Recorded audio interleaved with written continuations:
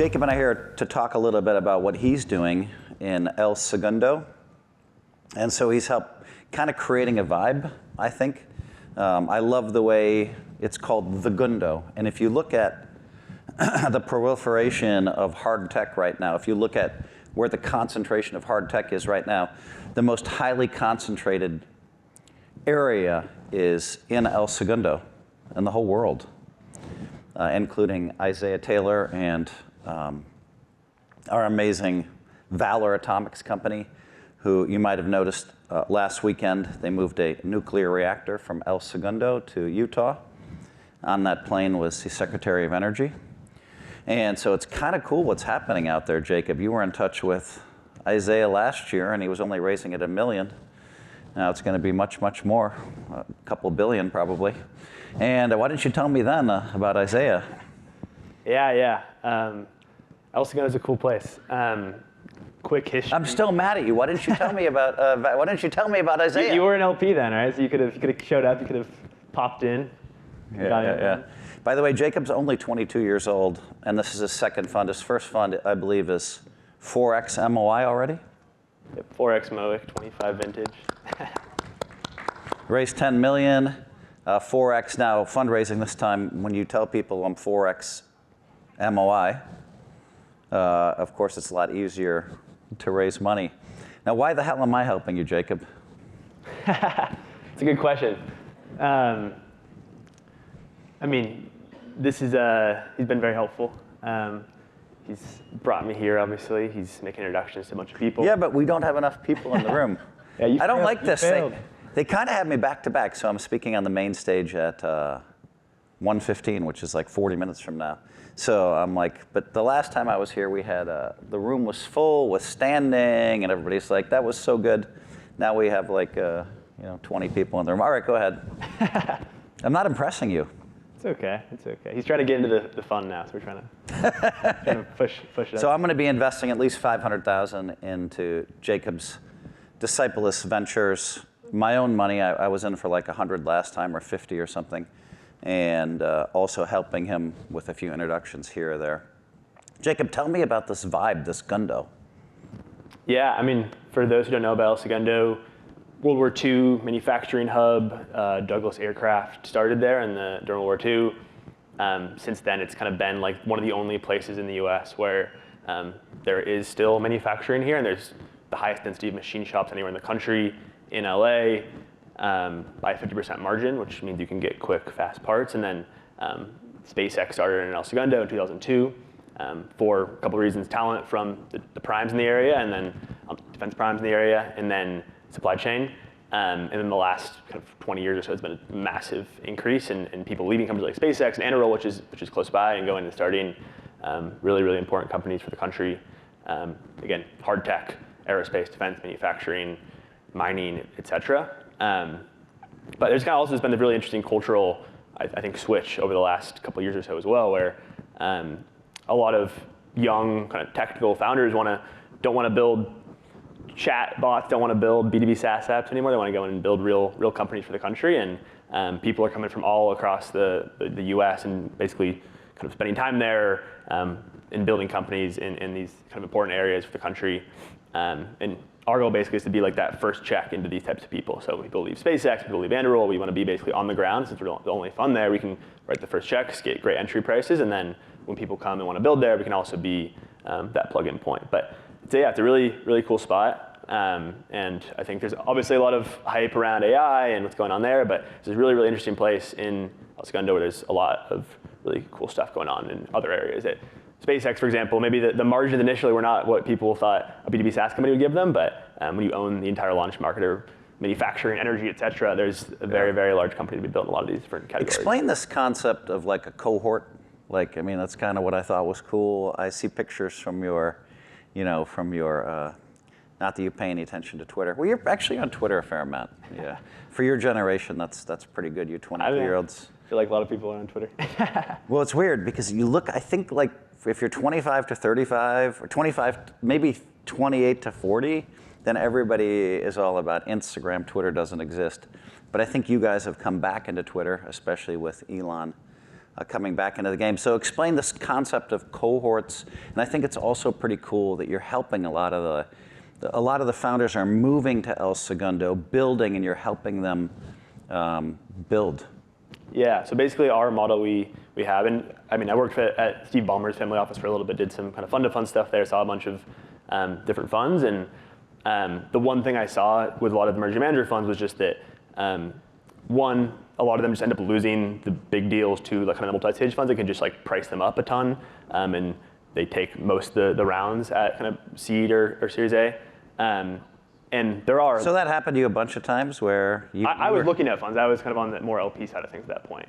Okay. But you watch people pursuing companies, yeah, it's very and then you'd get priced out. Exactly. Like if you have a smaller fund, the math doesn't make sense for writing lead checks at these insane valuations that like the kind of multi-stage funds can write those checks at. And if you do get in the rounds, you get like very small allocation, and the issue comes up with what I mentioned of like you just the math doesn't really make sense. And then there are some kind of earlier stage funds that are doing more pre-seed focused stuff, which I think is interesting. But my realization in this space, and there are a couple of them already, was that they would just compete a ton for these deals. And I was like, if I can just like come in earlier and sell a different product, which and what Phil mentioned is we have this kind of cohort model we run called like a residency, basically bring 10 technical early stage young founders who really want to solve these important problems for the country in hard tech and want to build in El Segundo. And basically, like I said, we meet them through just being there on the ground. Nobody else is there, so it's really easy to kind of just be very early. They basically come and just live in this house we have there. We have a chef, a gym, just subtract everything beyond just like building. And then we also bring in like the best later stage kind of unicorn founders like Isaiah Taylor from Ballard. Man, you guys are you're so far ahead of me. And like I advise 36 companies, and almost everyone, now some of the later stage companies want me involved.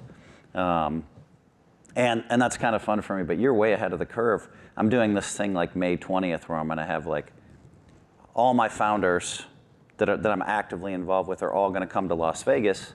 Mm-hmm. And I'm calling it like, I don't know what I'm gonna call it, but they're all excited to be together, and that happened randomly for me where 3 of my founders came to my house on the same day, and they just started helping each other and helping each other and helping each other. And they're, Phil, you should have a summit. And I'm like, all right, screw it. I bought a nice place in Vegas. I heard. So I'm gonna have. You're Richard, right, from Dream. You told me this. Yeah. I bought actually Elaine Wynn's condo, not her number 1, but her number 2. So it's kind of beautiful, beautiful place, and I'm kind of enjoying that. But this power of connecting just 3 founders, and now you're doing it across 10 founders. I didn't know that they were basically in the same house with the chef. That's incredible. Yeah, it's very fun. And that means that we can, like I was saying earlier, basically set our own price, right? So it's like when we have this unique product, it's not like we're not competing on price with other pre-seed investors. You can basically say like, this is our offering, this is our standard deal. And back straight to the point, huh? All right, go ahead. So that's the sell. But it's very fun. I mean, one of the core things we also realize, like when you just have a bunch of friends who are very similar, like-minded, building in similar areas, and you leave with that, like people love what we're doing because of that. And there's a lot more beyond that, but it's a really cool kind of environment to be in. So Jacob, they talk about this concept of chewing glass and staring out over the cliff for these founders, and I've found that to be true. Again, I advise 36 companies, and in those cases, I only talk to the founder, CEO of all 36. I don't ever like to talk to number 2. Number 1 needs me. They're lonely. It's rough out there. They're trying to raise money. They're trying to get. Now, of course, that's not for everybody. Some people come to me and like, I have 10 term sheets in front of me, and I'm like, what the? Really? That's Stick. That's Adam Cohen with Stick, STIC, and I'm like, what the hell do you need me for? And he's like, well, my friends told me you could help, and I'm like, okay. But most of the time, for me, I find these founders are very lonely, and I think the other weird thing for the folks in the audience, you probably haven't thought about this, but if a founder raises $1 million or $5 million or $10 million, it's very hard for them to talk to their own family about it, right? You go to your brother and he's like, are you high rolling me? You go to your parents, they don't really understand most times. I've had that experience with my parents. We just sold Prize Picks, Mom, for $4 billion. Oh, that's great, honey. How are the kids doing? So there's not a lot of, but anyway, this concept of these founders struggling and needing support, and it seems like you're way ahead of the curve, having them live together. I've never heard of that before. Is that a common thing? I mean, I came up with the idea just because I saw there was lots of... That's your idea? I guarantee. There's definitely other houses. Guarantee I'm not that's going to own copied. that idea of having a house with founders in it. Watch Silicon Valley.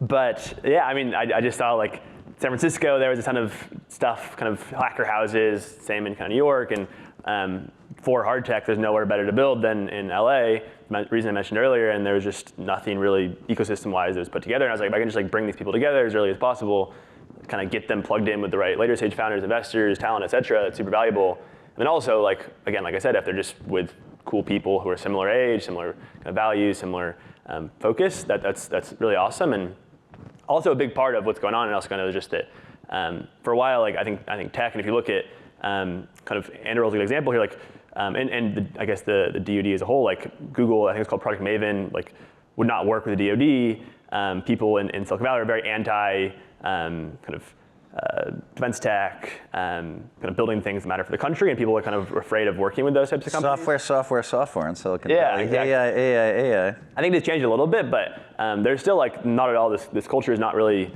apparent anywhere else beyond in El Segundo, and like these people here like love the country, want to build things for it, and just being around people like that is very cool to have early on. And I mean, I think a good example of this is in like SpaceX. SpaceX pays like a third of what Blue Origin pays, and they get the best engineers every time. And I think that kind of shows like if you bring like the best people who really want to solve like these really important problems for the country together, like you will get really interesting people who don't care about the money part. And obviously, we're going to build amazing companies and get really rich doing it, but it's really cool culture. Wait. Anywhere else. The audience, what did you say? And get rich doing it? You better say that again. Yeah, you heard me. I love it. Yeah, it is. So the second fund, basically, what you're thinking about doing is supporting some of the companies that have kind of blossomed, right? So yeah. The second fund you're thinking, first fund was 10 million. Second fund you're thinking 30 million, but we'll obviously probably take more, but actually you might not even take more than 30, right? Yeah, I mean, I think we're thinking about construction. I think the larger the fund you raise, that makes the math make less sense. And for context, like we get in all these companies like a 3.5 post, and we get like 5% initially in all of these companies. And the more we push up the fund size, there's just, in my opinion, not that many amazing companies that we can put checks into at this stage. But yeah, we'll do a bit more follow-on into the best companies that have been backed by A16Z and Lux and all these great funds in the space now, and just basically putting more money to work in the best ones. So give me the I think this is kind of interesting. So how many companies were in the first fund? First fund will be about 50 companies, first checks in all of them. 50 companies? Yeah. 10 million, wow. We get like 5% in all of them, so. Okay, now of those 50 companies, yeah. How many are you thinking you're going to add on to in this next round? Yeah, I mean, the basic plan is to do about 2 to 3 follow-on checks into That's it? 2 out of 3 out of 50? From each cohort, sorry. So then we're going to do 5 cohorts, and we invest these, like I said, cohort models, 10 companies per batch, twice a year. And then we'll be doing follow-on and kind of the breakouts out of those. So how many does that look like? 10 or 15? Oh, yeah, around there. I mean, there's some variance of like we pick basically who we want to do. Okay, I can't help but ask. We're in hard tech. Yeah. We're in hard tech. Ooh, I haven't signed with him yet. I'm trying to impress him. But we have a deal close. So of those hard tech companies, which ones are you can you talk about the 2 or 3 you're most excited about of the 50? Yeah. How about the number 1? I can't pick a number 1. I'll give you a couple, though. Smart man. I'll give you a couple. Smart man. The people are going to watch this later. We found this one company a couple of years back. One of the first deals we did was this young guy. He was at Georgia Tech. He worked at a company called MP Materials, one of the only heavy rare earth mines in the country. Wait, one of the what? Heavy rare earth. It's a important kind of mineral, types of minerals for defense and manufacturing, et cetera. But he worked there. His family was like a mining family in Georgia. He'd grown up around this space, and his uncle was like the largest mining conference, largest mining conference company in the world, and he just like had been obsessed with like the idea of building like technology for mining for a long time. And there's really not much out there. Like if you look around, there's just a lot of these massive companies that own obviously a large part of the market, and they're not really doing much innovation-wise. And he was basically just like I want to do So this. technology for mining is antiquated, and Exactly. he's like, he was obsessed with him. Yeah, like since he was a kid, he always wanted to build something in the space, and there's not many people. I mean, if you ask most people in like kind of San Francisco or Silicon Valley, you say, well, like, is mining, like, why aren't you building in mining or energy or defense, whatever? It's like, oh, these are already solved problems, and people just kind of think these are already things that are figured out technology-wise. But in reality, like so many interesting areas where there's like a lot of these legacy industries that haven't been innovated in for a very long time. And he basically saw this, and I mean, he's very young. He's like 23 now, but has raised a bunch of money now. I don't know if you're allowed to say he's very young. You're only 22. We're both very young. Okay, all right, go ahead. What's the name of the company? Called Durin Mining, so autonomous drill rigs for How do you spell that? exploration. Durin.com. Durin Mining, and probably because his uncle was involved in the space. He probably had some connections to people. Yeah, I think one thing with these industries we focus on is just like they're very relationship based, and you have to like be able to break in. Especially DoD is a good example here of just like it's more important like who you know versus like at the early stages versus what the technology looks like. Like it's just much harder to iterate. So you have to just like have a very deep relationship and a lot of time with the right people who would be buyers before building in these areas, and he has proven that very quickly. Okay, so we're talking about Durin Mining. Yeah. And then Durin, so what did we get in on as an investor? What level did we invest at? So that company, we were in the pre-seed. So that was like a first check we did out of the fund. I don't want to say the exact number, but it was very low. Well, you got to share some information here because now we're talking about the second round. So I mean, people want to know. I mean, what are you up? 10x, 20x? Around there, but yeah, the second check will be probably at the A if we end up doing that one. Amazing. All right. I mean, you have to share a little more information, you know? I mean, we're trying to sell here. You have to say, hey, we're up 20x this company, 30x in that company, you know? Well, I'll give you, I guess, one of our biggest returners so far, called Anew Technology. They basically build long-range lasers for defense. Basically invested in the very, very first round. This company, I can share the number again at 2.5 in this company post, and they just raised a $30 million round. So you can kind of do the math on that. Wait, I'm gonna do the math. So we got in at 2.5, and now it's 30. $30 million round, so. Oh, wow. I can't say the price yet, because that's not what I'm So we might be up like 30 to 1 on that one, or 40 to 1. 40 something, I'll say that. Woo-hoo-hoo-hoo. Okay, we gotta sell. We gotta get people to invest in a Discipulus. All right, I love this vibe of the Gundo. Is there like, are there other firms now that like, you probably linked up with firms. I mean, I think the smart thing you're doing is let's raise money and let's put our money into the second and third rounds and keep going that way.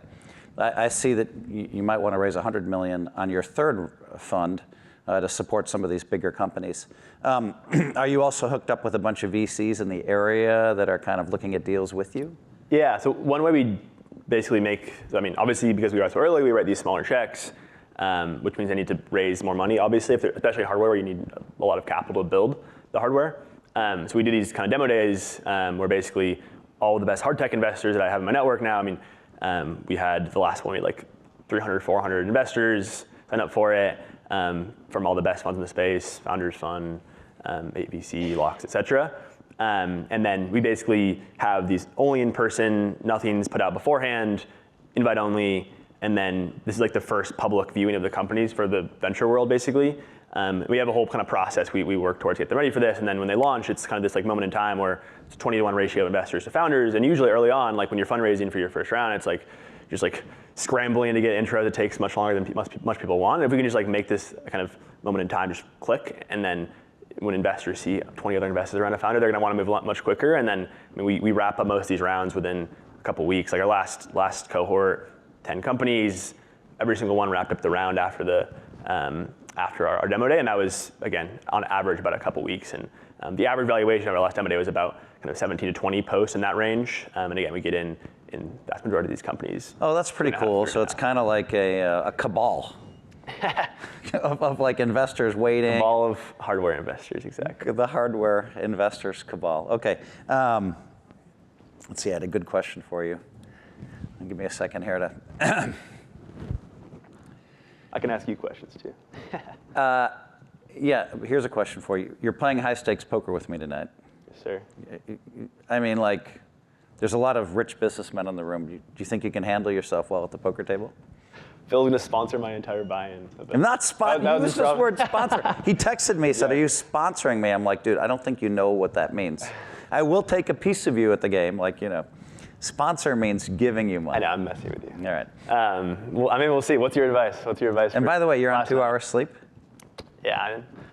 What did you do last night? You were in LA? I was in LA, yeah. There's a upfronts this week, so there's a bunch of stuff going on. What did you have to do last night? One of my LPs had an AGM I was at last night, so I just speak there, and then another event and meeting at like 9:30, so. Jesus, the life of the 22-year-old founder working. It's 20. Well, I still call it. I think of you as a founder. All right, you have a question for me? Fire. What's your advice for poker tonight? Tell me. Tonight, just be very patient. Okay. Patience is super important. Enjoy yourself. A lot of cool people are in that room. It's kind of the VIP. It's fun. We played last night on Hibiscus Island, and then tomorrow night we play on Star Island. It's kind of fun. I think a lot of people are invited, but it's we had people winning and losing 30,000 last night, so it's a little. For me, I think it's also kind of fun how I found you, right? Yeah. So I went to Stanford, and my wife's a doctor at Stanford, but she'll hate it if I say that. Honey, I'm sorry. I told everybody you're a doctor at Stanford. This poor woman, 36 years we've been together. But yeah, I thought it would be pretty cool to do an event where I played poker with high schoolers, and then I did one where I played with the Stanford Poker Club. And from there, I was given your name, and I'm like, this 21-year-old is starting a fund? I'm going to put $100,000 in or 50, whatever I put in, just because he's 21 and he has the balls and the guts to do this. And so I don't do too many sight unseen investments, but I did it. And reading your updates, I didn't realize kind of what I found. You're not really a diamond in the rough. You're more of like a diamond now. So it's pretty exciting to watch what's happening. I remember my question for you. This is very interesting. So to me, like I've been reading about these defense companies. Yeah.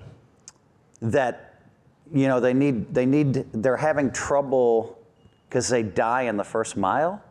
So I've been reading some articles lately about that. What do they call that? Is it Valley of Death that you're talking about? Yeah, the Valley of Death. Tell us about that. Yeah, I mean, one issue a lot of defense companies have is that there's like kind of this period from you raise some money, you get some kind of SBIRs, which is just like basically kind of small grants from the government. And the big goal for all these defense companies is like a program of record, which is basically like you're on the budget for multi-year periods, and getting to that takes a long time. And some companies just like aren't able to raise the money they need or like stay in existence long enough to get to that point. So it's just like this kind of gap where they can't raise enough money venture-wise anymore, and they can't basically get the money from the government they need in order to get to that point. So it's like kind of a hard space to be for a lot of these kind of earlier stages. So what I'm understanding though, this Valley of Death, where you have startups that are doing hard tech. Yeah, this is on the defense side. You're selling to the government, basically. Right. How many of our 50 companies have government funding? I guess one point here as well I would make is, we did a lot of defense early on.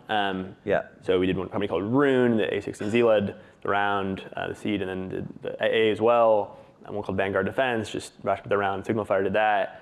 Vanguard Defense and Ruin? How's that one spelled? Rune, R-U-N-E.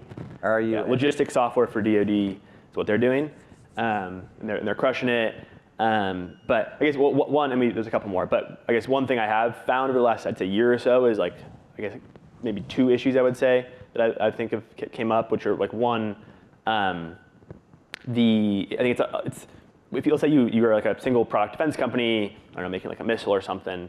I guess I'll give a story here. So like there was a company, a YC company that was making missiles that they did their launch video. They came out, okay, we're making these missiles, and the next day Anduril basically announced that I think it was Barracuda missile they're making, and then Lockheed next day did like their own missile. And the hard part here is like it's hard to make a case for why, like if there is a good product to make to sell to DoD, like why a company like Anduril or Saronic now is doing more on like the ocean side of things, but why they can't just go in and do the same thing. And also it's like, what are the funding, I guess, what are the exit outcomes here that make sense for a lot of these companies? And it's hard to make that make sense. I mean, acquisitions-wise, there's not been a ton. I mean, Anduril's done a couple, and the multiples, from what I've heard, are like not really. Boy, that sucks for our company. We announced we're going to do a missile, and then Anduril says, "Oh, we're going to do a missile." Company, by the way. It's a YC company. It's a YC company, okay. But yeah, I mean, with defense companies, I try to look at like, I don't want to compete with these big companies where they have a ton of funding. Like, I think of Anduril as like a government relations shop with like an engineering arm, and like that means it. And I think, like I said earlier, like a key part of like building in defense is just like the hard. But inevitably have to kind of compete, right? Like, yeah. I mean, to me, I'm from Silicon Valley. I watch these big companies, right, that are innovating. They spend a lot of money, but inevitably, no matter how many billions they spend and hundreds of billions they spend, it seems like the best ideas come from these small genius founders that hopefully you and I have invested in, and then the path for these founders, well, we just saw with Claw, right? Yeah. But I guess to finish off the point, I would say is just like, we like companies on the defense side where they're not selling directly to DoD sometimes, just because like that allows you to, there's more flexibility there. And I think, like I said, the core part of what makes defense harder is like the government side of things. And if you're like a young engineer, it's very hard to figure that part out. So we try to focus more on companies where it's like, again, selling into defense primes or like kind of more picks and shovels approach. Like this kind of Vanguard defense company is doing data labeling for defense, and they're doing really, really well because there's demand from these neo-primes and primes now that basically makes the company. Okay, last question. Yeah. So we raised 30 million. You're planning on doing 5, 10 company cohorts? Yeah, so it'll be 6 cohorts. But do the cohorts all live in, or it's 6 times 10? Do all 60 founders live together, or is it like we have 6 different houses? There's 10 per batch, and there's 2 a year, 3 years. Okay, so each 10 has their own kind of house to live in. Yeah, exactly. Okay, all right. So that's when you and I went to Valor Atomics New Year's party. A lot of those founders knew each other well, because a lot of them are living in the same house. Yeah. Okay. All right. I think we're almost out of time here. Should we take one quick question from somebody here? Anybody have any questions? Did you win or lose last night? I'm down. I lost a little bit. All right, go ahead. Coolest idea you can throw out there for us to digest, to apply. Coolest idea, like company-wise or just generally? Thought process of what you're thinking. Well, one area I've been excited about recently is like, I think we've seen a lot of stuff in manufacturing for like aerospace defense, but there's a lot of other areas that like are, I guess, upstream forces of like building things in America, tariffs, and a lot of like stuff we manufacture in the US comes from like China, for example. There's a lot of other areas that I think people haven't thought about as much. So, like we did a company called Framework doing autonomous textile manufacturing in the US, and I think like, I kind of call that like a form of, I think, it's like soft power in a way of like, if you can not be dependent on this supply chain in China, like that means if we make them here at cost, which is like the whole kind of point of this company, that is a very good place to be for the US. And we did another company doing autonomous shoe manufacturing. So I think a lot of other areas like aren't in like the more sexy aerospace defense areas that like have the same kind of tailwinds, but just aren't as looked at. And I think there's a lot of stuff I'm excited about there. I love that. That's a great question, by the way. Yeah, what are you looking at for the future? It's a pretty cool question. All right, are we technically out of time? What are we? I have no clue. Yeah, I think we're supposed to be on until 1. All right. He's saying get out. So. And I'm on the main stage. What are we doing? You go like this. Okay, all right, we're done, I guess. All right.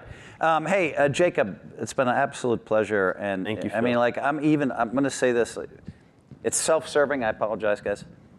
But I'm even more happy that I'm getting involved with what you're doing after hearing, like, I didn't even know that we had the cohorts living together. So this is great stuff. So Jakob, I'm really looking forward to being involved and helping you, and hopefully I can help you in a couple of funds. Folks, for Jakob Diepenbrock. Thank you. 22-year-old superstars. I also believe this is a goofy thing to say, but I've watched so many of these young guys, 20, 22, 23, that I've invested money in, 19, 20, and I feel very confident for the future of America seeing what I've seen and reading what's happening, and you know this, reading what's happening with all these AI companies in San Francisco. So I feel very confident for the future, folks. That's my last comment. Thank you.